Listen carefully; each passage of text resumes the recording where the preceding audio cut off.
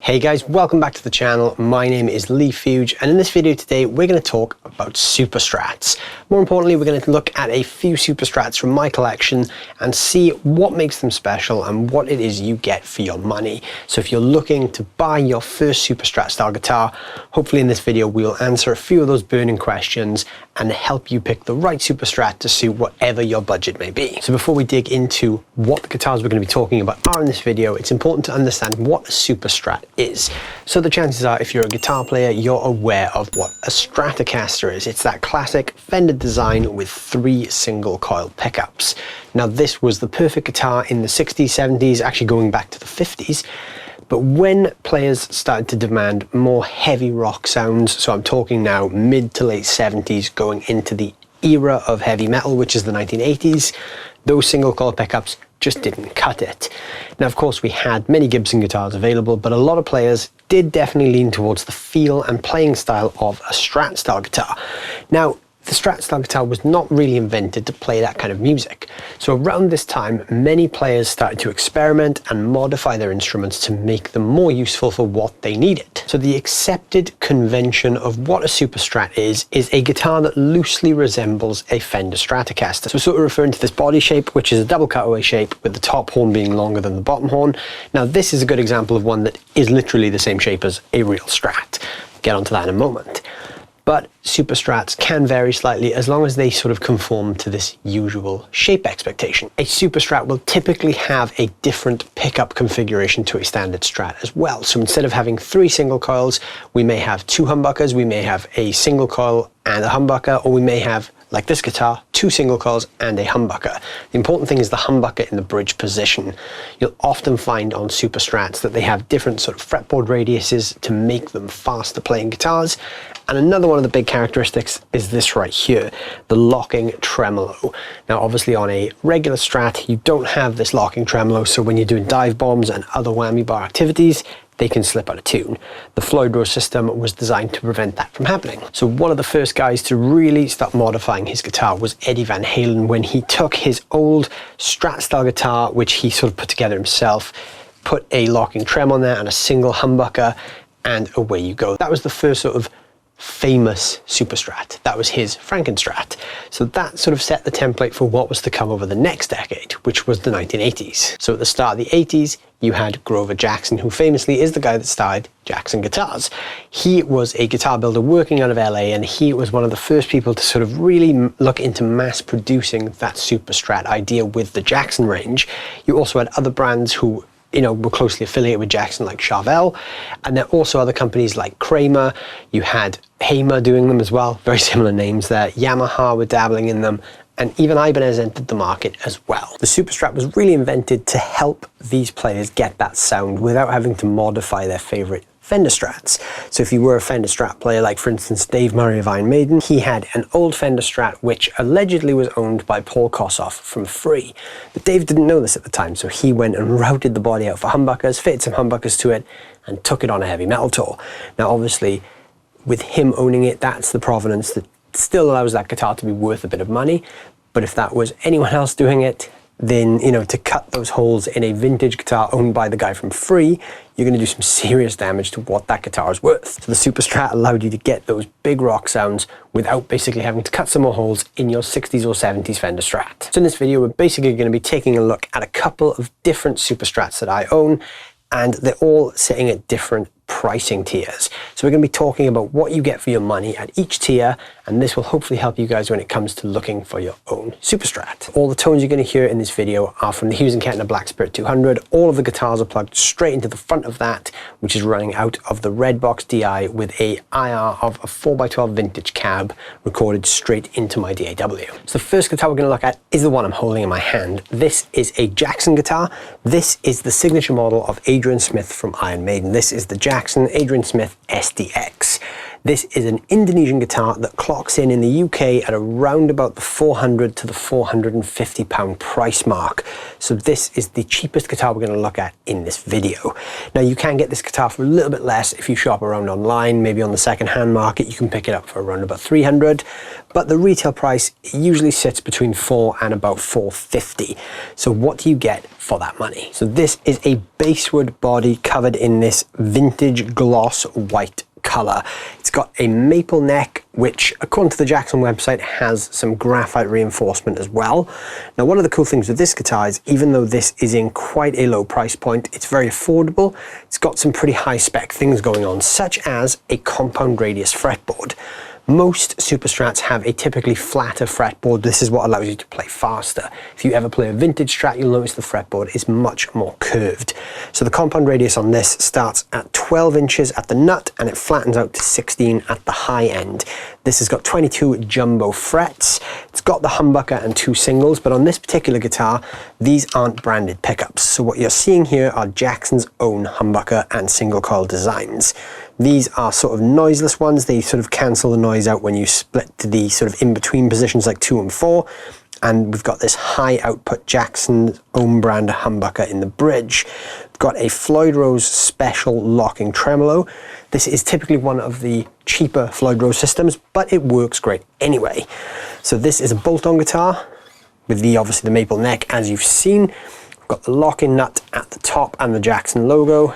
And then the tuners are just Jackson's own tuner design. So this one is very simple. There's nothing too fancy about this. This is just a good workhorse guitar. We've also got a single volume, single tone, and a 5-way switch as well. So if you're looking for a solid Super Strat to get you started, this is a great one to start with. And this fully conforms to the classic aesthetic. Now Jackson are part of the Fender family, so this is the licensed Fender shape. So we've got the Fender headstock there that you all recognize and the exact Fender shape body. Cool thing about this one is, because this is based on an old 80s style one, this isn't actually a fully floating Floyd Rose system. So we don't actually have the body route underneath. This is a top mounted Floyd, so we can pull this up, but only a little bit. This is mostly for diving or just generally staying in tune. So I actually prefer this kind of system myself, because I don't like the fully floating Floyds, but it's a great system. It's kind of, you know, it's very 80s and it's really cool. I like the sort of simplicity of it, and I actually find that this is a little bit easier to restring than a fully floating Floyd. So with that said, let's see what this thing sounds like.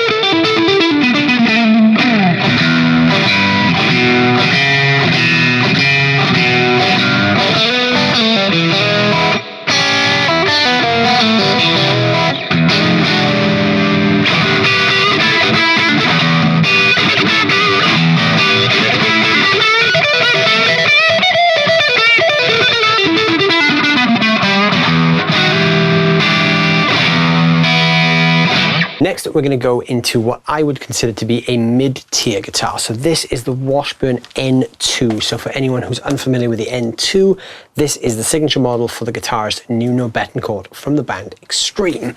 So this is a really cool Super Strat. It's very, very simple in its design, and it actually looks a little bit smaller than your typical Super Strat because it's actually got a 3/4 size body. So while this is a full-size guitar, the body is actually slightly smaller. So this particular one is from 2010, but the spec list for these typically reads the same across the board.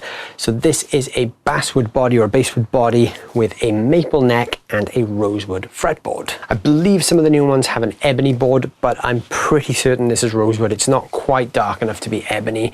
You can see it on the close-up cam there. It is a dark board, but there's definitely more of a brown hue to it rather than the sort of typical black style of an ebony board. We do have 22 frets on this. I'm not sure exactly what size. I think these are jumbo frets. They feel a little bit similar to the Adrian Smith one, but maybe a little bit lower. So maybe they're not as tall, but they're definitely wide frets. So in this guitar, we've actually got a different pickup layout. So as you can see here, we've just got 2 humbuckers. The bridge humbucker is a Bill Lawrence USA L500.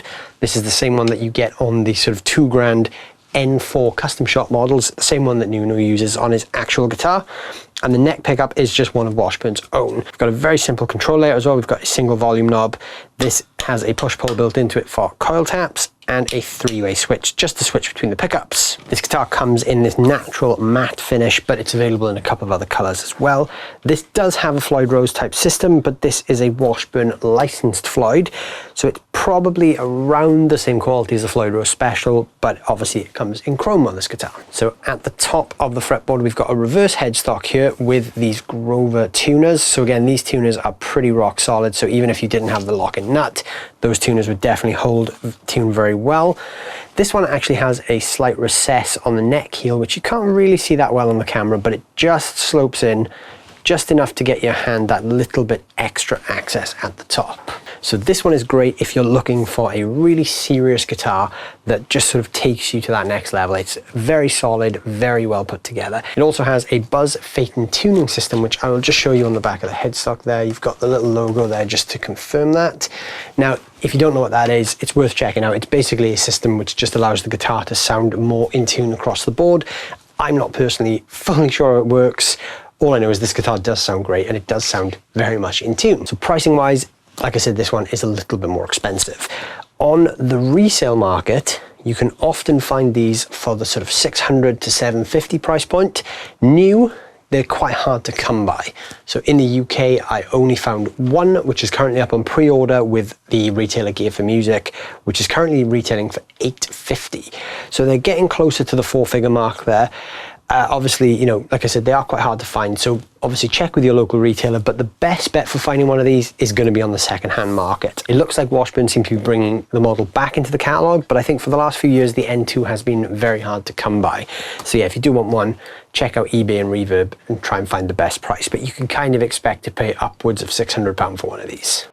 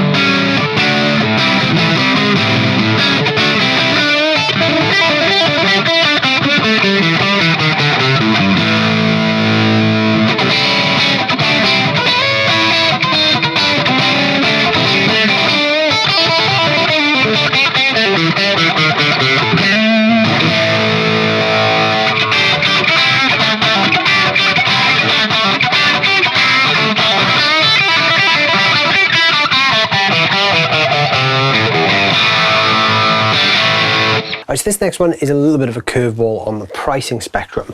This is my Kramer Striker 610.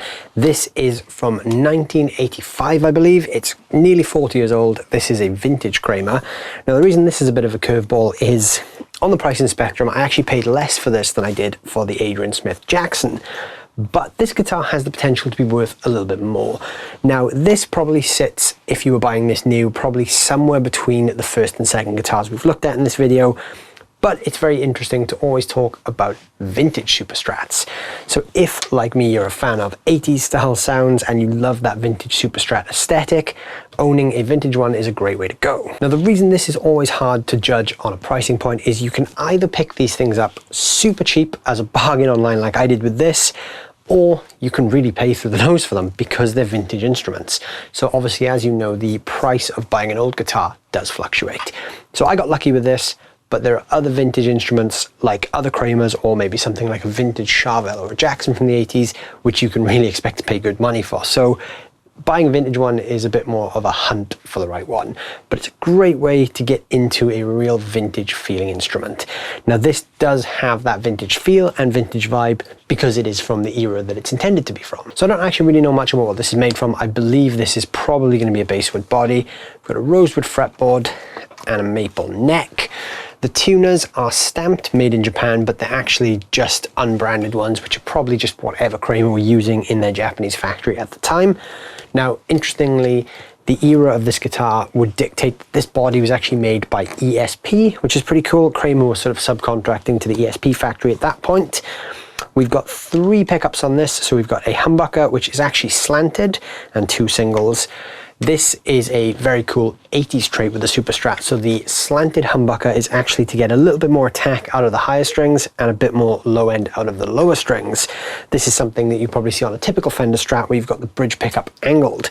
So because these poles here are closer to the bridge, we get more sort of top end, and then obviously on the low strings, we get more warmth. The pickups are just unbranded, whatever the Kramer guys were using. So we've got a bit more of a complex electrical layer on this one though. So we've got a volume and 2 tone controls. These tones are for the single coils. The bridge pickup does not have its own tone. We've got a 5-way switch, obviously similar to a typical Strat. And this little toggle switch here is to coil split the bridge pickup. So with the coil split engaged, by pushing it up, this turns into a 3 single coil guitar, and down, it just makes this a humbucker. So we've got the usual 5-way switch for all the standard Strat style pickup combinations. This has a Floyd Rose special locking tremolo as well, the same one that's on the Adrian Smith Jackson.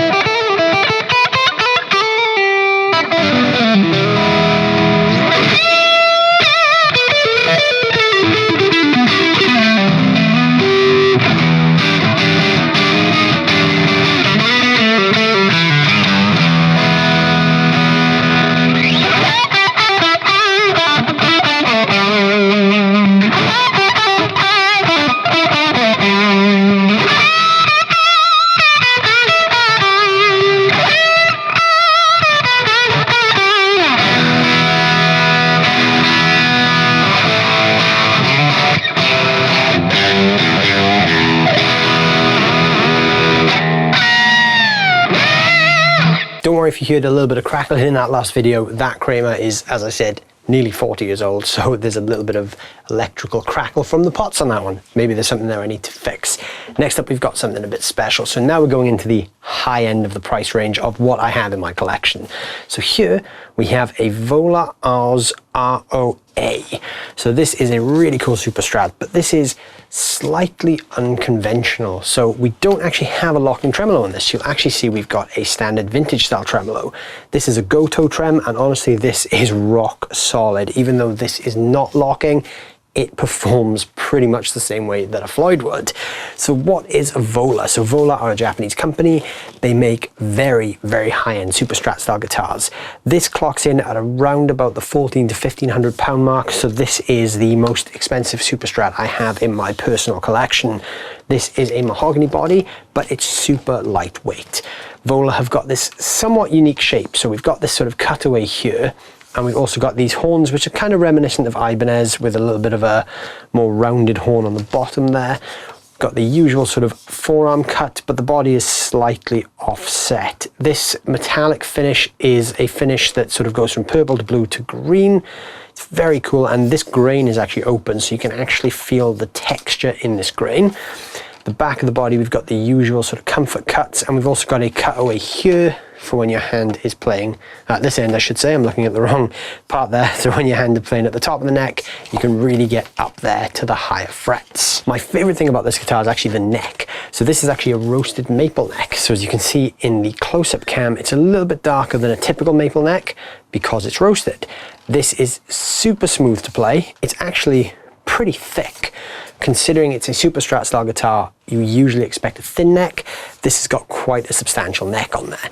At the top, we've got the reverse headstock, which has these Goto locking tuners. This is one of the reasons why this guitar stays in tune so well. So we've got the tuning pegs obviously on the underside of the headstock there as well. And as you can see from the top angle there, we've got a humbucker and two singles. The pickups in this guitar are Vola's own design, so they're custom wound to suit this guitar. They're very bright, very sparkly, very sort of chimey, and really great for playing some cutting rock riffs. So the humbucker at the bridge is coil splittable, so we've got this little toggle switch here which activates the coil split, and then we've got two standard singles. We've got a master volume and a master tone, and a 5-way selector switch. And I should also add, the fretboard is a 12-inch radius, so it's not a compound, it doesn't flatten out as we go along. This is the same radius as the Kramer, which is just a standard 12-inch. Very comfortable to play. It doesn't feel like a vintage neck because of the fretboard radius, but the actual thickness in the neck kind of gives you that vintage feel. So it's got that worn-in, fat vintage neck feel, but with a fast, flatter fretboard.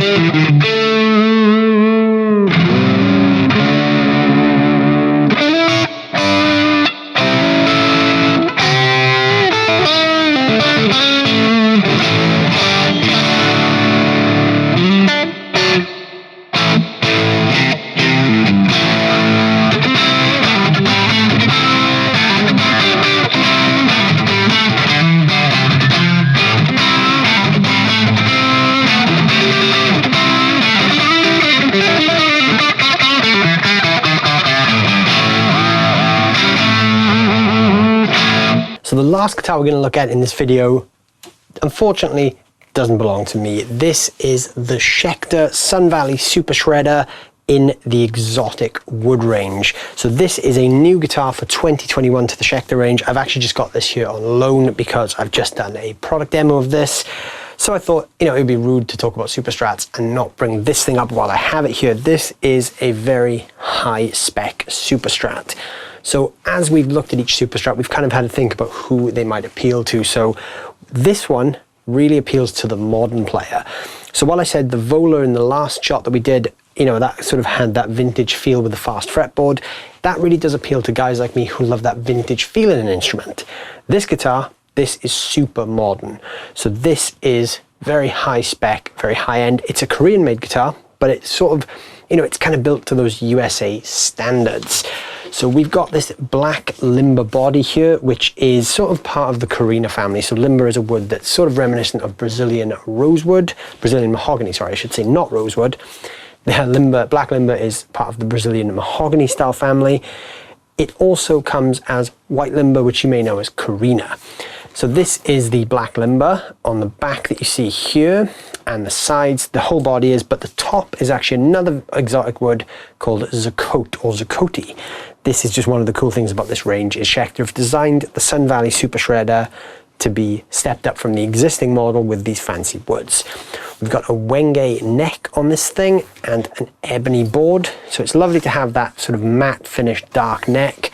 And they've obviously got this really cool cutaway here. The sort of neck joint is carved perfectly for your hand. So even though this is designed to be an 80s style guitar, it's definitely got some modern kind of feeling things. It definitely feels a lot tighter than some of the other Superstrats in terms of, you know, the wood structure and the sort of the feel of the guitar. It feels like a harder guitar, which is great for playing sort of heavy rock and sort of down-tuned stuff. It's a little bit too modern feeling for my taste, but it's still a fantastic guitar. So we've got 24 frets on this one. These are all Schecter's X Jumbo, which is kind of like a Dunlop 6000 series. Twin humbuckers here. These are Schecter USA custom shop humbuckers. We've got the Sunset Strip and the Pasadena, which obviously are reminiscent of those 80s things. Ignore the shine on the scratch plate. That's actually just because the protective film is there. We've got a USA Floyd Rose here, so the 1500 series. This is a very high quality Floyd. Volume, tone, 5-way switch. Up at the top, we've got the matching headstock with the sort of metal inlaid Schecter logo. And on the back of the headstock, we've got some Grover tuners. So this is definitely the one for those who want to splurge on a super modern Superstrat. The 5-way switch is really cool here as well because we've got some advanced wiring going on. So in the down position, which is position 1, it's just the bridge humbucker. Position 2, it splits the humbuckers. So you've got this coil and this coil on together. Position 3 is both humbuckers together. Position 4 is the neck pickup, but what it does is it splits the coils and runs them in parallel. So usually in a humbucker, the signal will come into one coil, it'll go through that coil, into the other coil, and then out. But what a parallel switch will do is it will split that. So actually the sound will go through both coils at the same time and come out at the same time. And then in position 5, it's just the neck humbucker. So this one is definitely for those of you who want to splurge on a great Superstrat and also get quite heavy, because this has got all those modern sort of capabilities that you'd expect from a Schecter. These retail around about the same price as the Vola. At the time of shooting this video, this guitar is not actually available yet, but obviously by the time you see this, it will be available. So I'm thinking the price is probably going to be 13 to 1400 in the UK, maybe a bit more, maybe a bit less, but it's around that price. I don't want to say it's super high-end pricing because then we start talking about 2000 plus, and I know this is definitely in that sort of sub £1,500 bracket, but it's a lot of guitar for the money.